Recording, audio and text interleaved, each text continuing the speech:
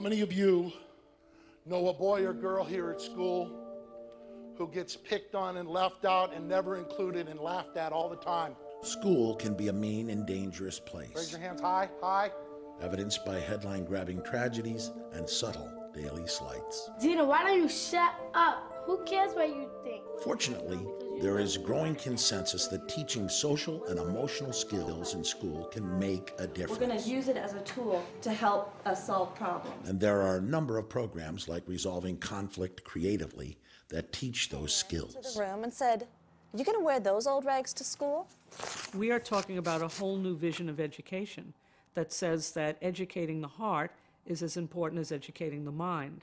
And so it's about equipping young people with the kinds of skills they need to both identify and manage their emotions, to communicate those emotions effectively, and to resolve conflict nonviolently.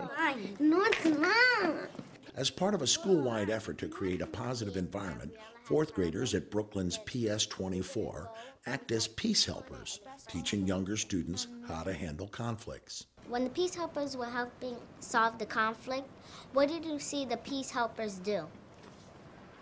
I'm still learning, because if I go into 6th grade next year, I need to learn how to control my anger, because I have a serious temper problem.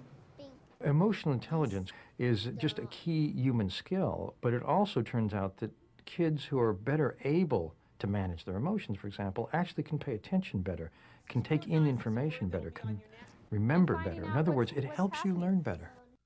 Benefits of social emotional learning programs include improved academic performance and attitudes towards school, a reduction in violence, bullying, and other negative behaviors, and an improved school environment for children and adults. We're just seeing great behaviors. So. As part of a district-wide mandate, schools in Anchorage, Alaska have adopted comprehensive social emotional learning curriculum standards. I am a curriculum coordinator, so I am seen in the same office as the language arts coordinator, the math coordinator, the health coordinator, etc. To show just visually, politically, everything else that we are going to value this like we value any of our other curriculum.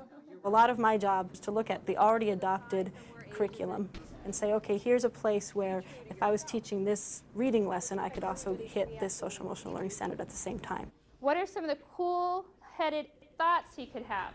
We're all under the gun to improve our test results, the academics, but it's a whole lot more fun to start focusing on that connection with kids and helping people feel good about where they are. The other will follow. Our teachers, I think, are much happier. They like their kids. Good job, kiddo. Excellent. Practice being cool-headed this weekend.